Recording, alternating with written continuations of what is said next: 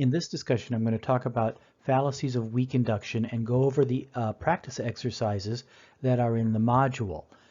This category of fallacies differs from the fallacies of relevance in that fallacies of weak induction do offer evidence that is claimed to support the conclusion of the argument.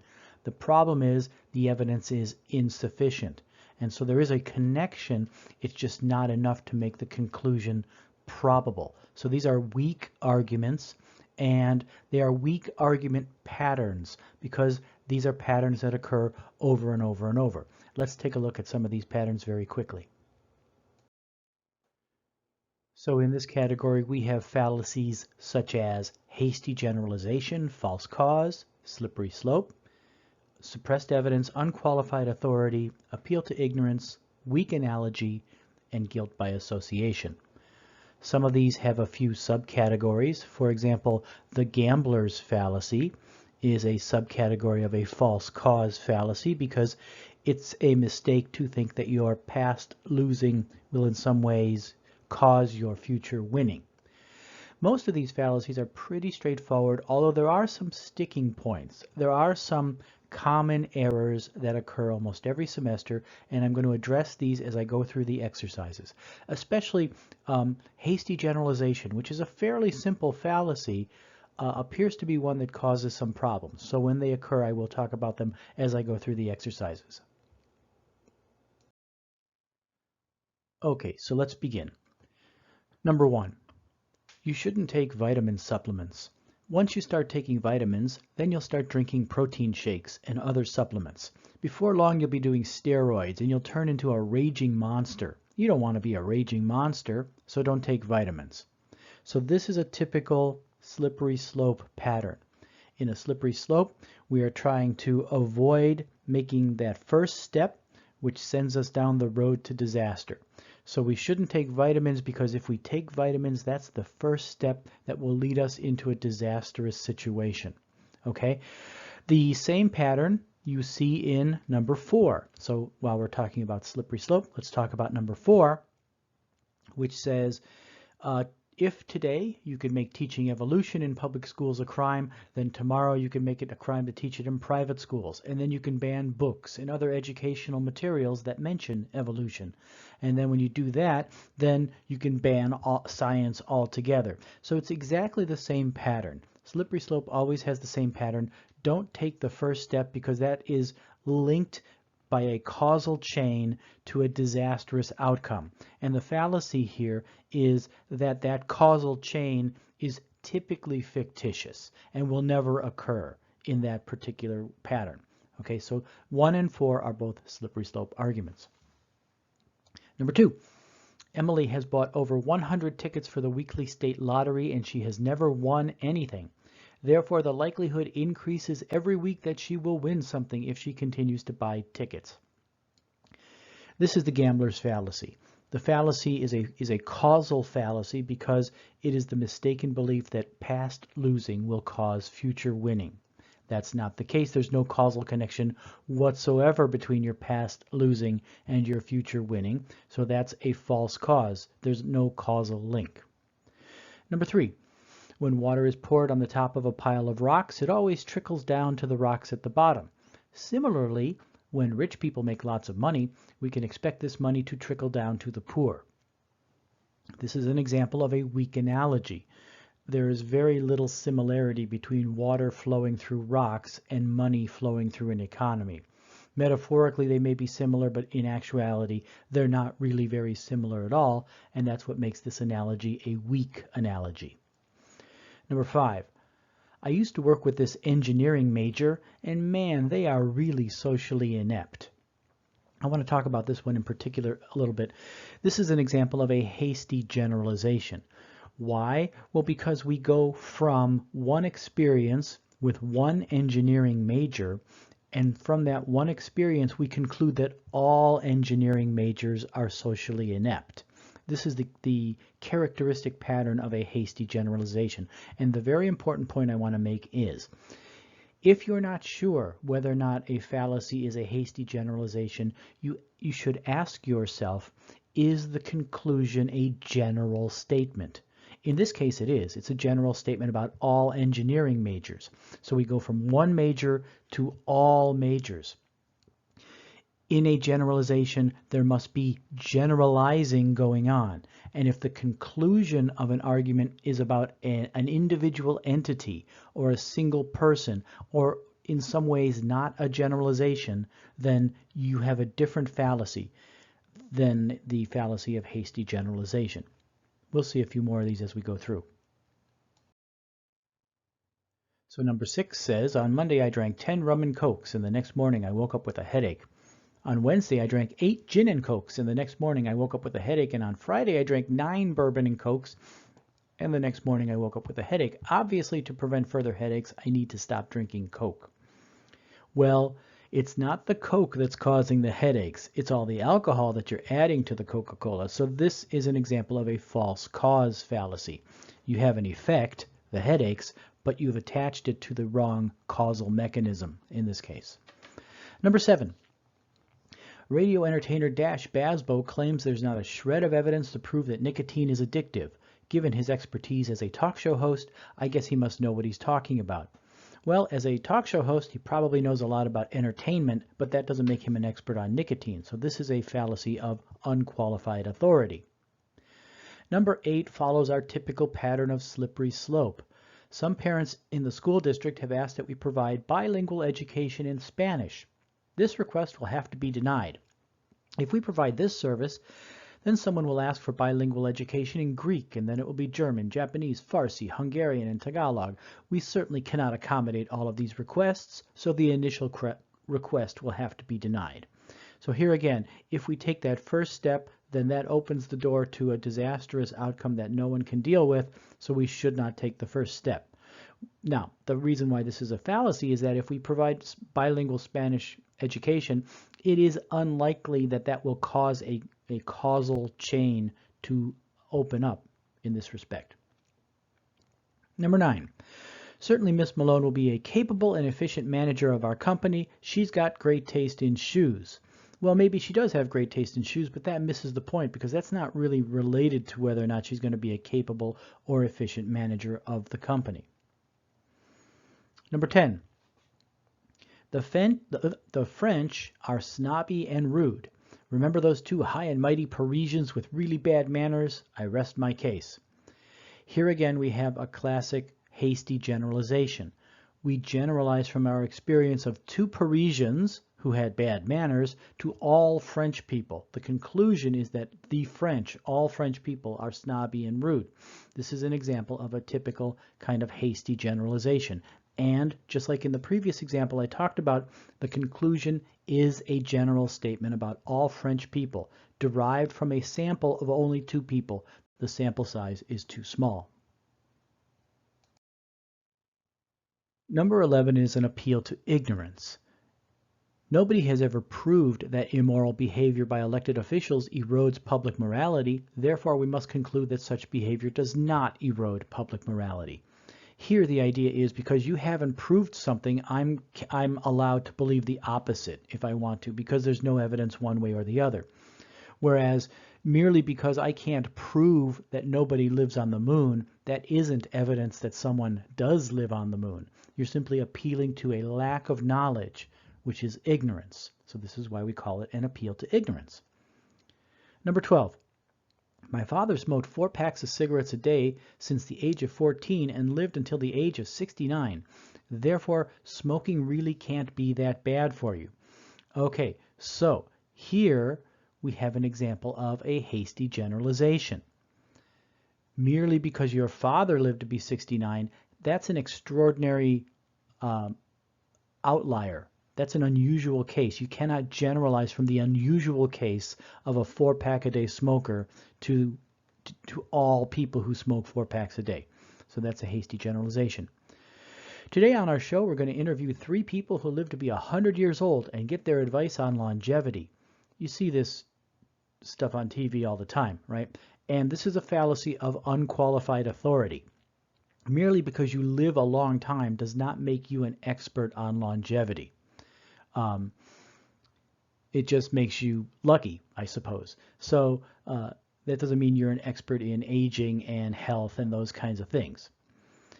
14 is a very famous weak analogy in the history of philosophy. No one, on encountering a watch lying on a forest trail, would expect that it had simply appeared there without having been made by someone. For the same reason, no one should expect the universe simply appeared without having been made by some being. This is the classic watch analogy, and it tries to draw an analogy between the complexity of a watch and the complexity of the universe. However, the watch is a mechanical artifact. The universe is a natural entity. They're really not that similar at all. Number 15. I met these two guys on a plane, and they said they were from Albuquerque. They were total druggies. Almost everyone in that city must be on drugs. So what we have here is another example of a hasty generalization, where you generalize from two people to draw a general conclusion about the habits of the entire populace of a city. Again, this is a sample that's too small to justify the conclusion, making this a very weak argument. Number 16 says more and more young people are attending high schools and colleges than ever before, yet there is more juvenile delinquency and more alienation among the young. This makes it clear that these young people are being corrupted by their education. This would be an example of a false cause fallacy, because it doesn't seem that there's any reasonable causal connection between a college education and juvenile delinquency and alienation. It's not the increasing education that is causing those phenomena. It could be economics, it could be political, but clearly the causal mechanism is not increasing education. 17.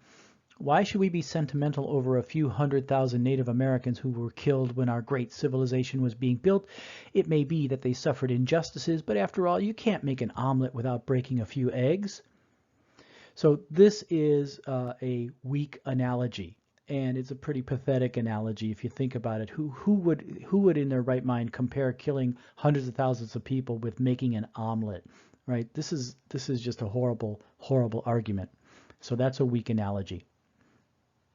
This ruling, or the ruling, sounds like the beginning of a totalitarian state. Judge Owens is violating the concept of secret ballots by demanding that faculty members reveal how they voted. Next, the government will want to prohibit secret voting in unions, professional organizations, civic organizations, corporations, and finally in the general election.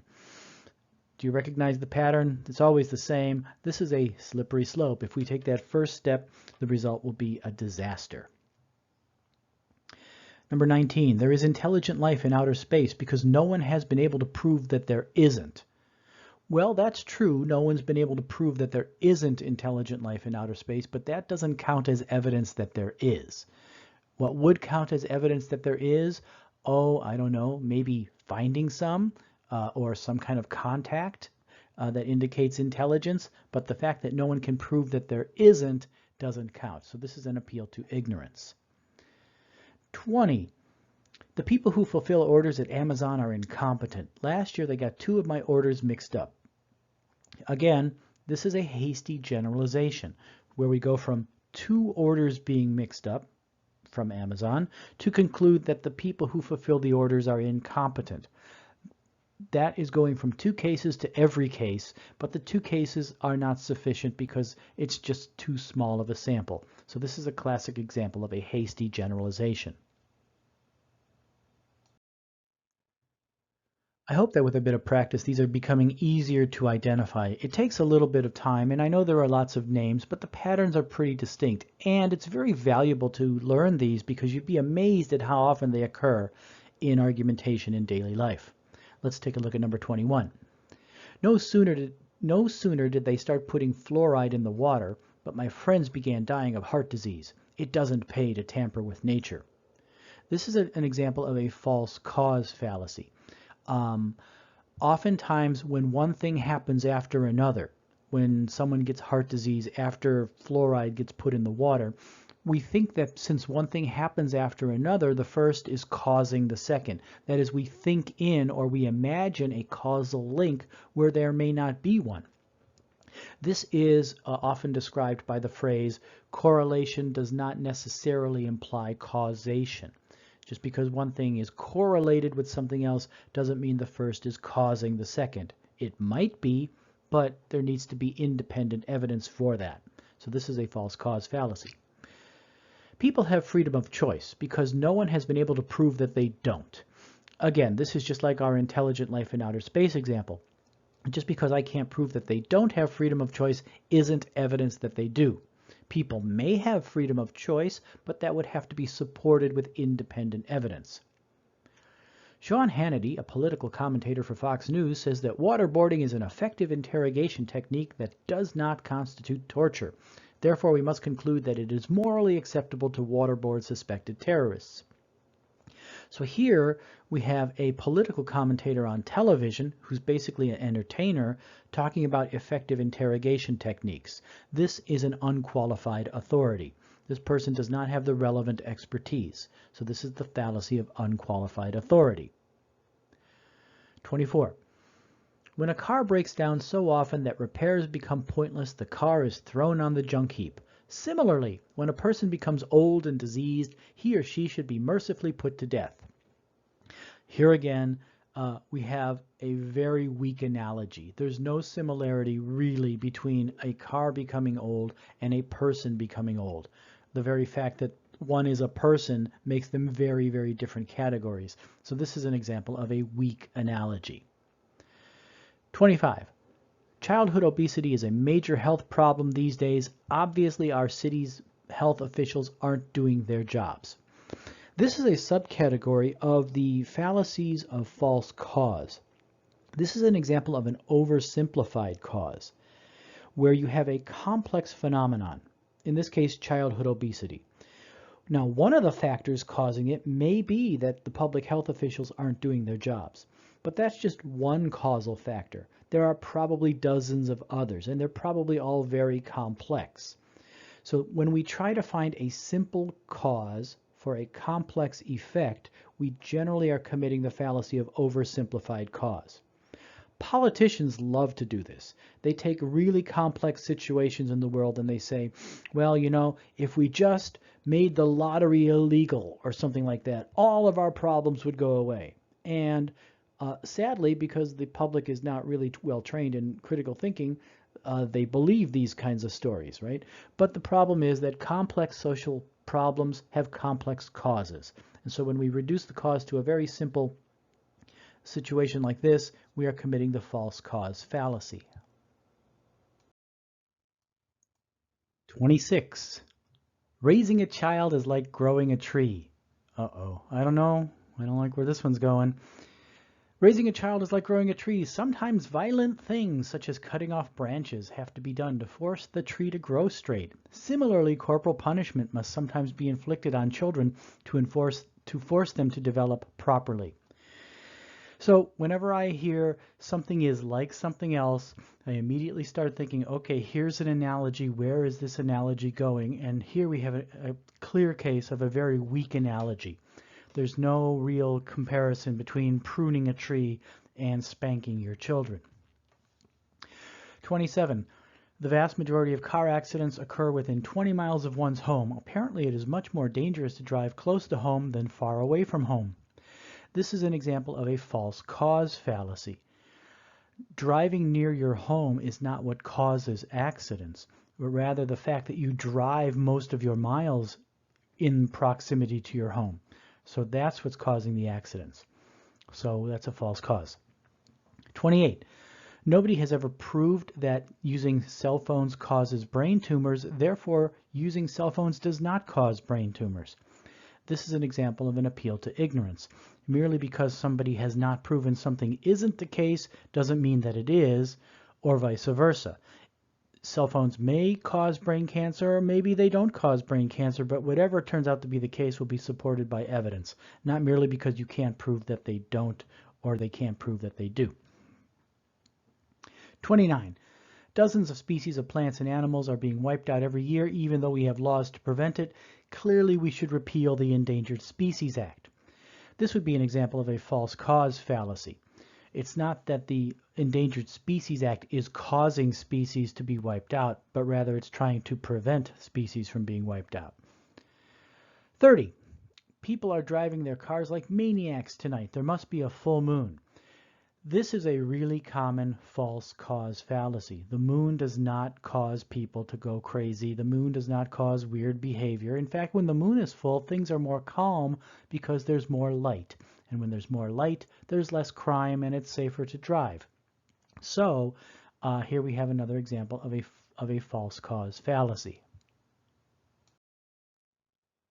Number 31. The food at Pappy's restaurant is awful. I had a sandwich there once and the bread was stale.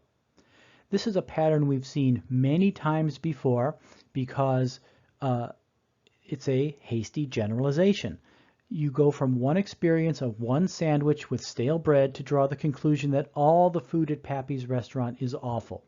Well, that is insufficient evidence. That's only one experience of one order. That's not enough evidence to conclude that the food at Pappy's is awful. That's what makes this a weak argument.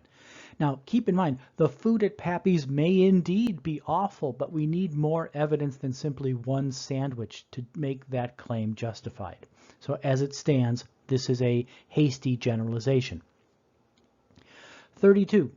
Of course the Lakers are going to make the playoffs next year since they missed them for the last 6 years. Okay, so this is an example of the gambler's fallacy, the idea that previous losing is going to cause future winning. Okay? 33. The farmers in our state have asked that we introduce legislation to provide subsidies for soybeans. Unfortunately, we will have to turn down their request.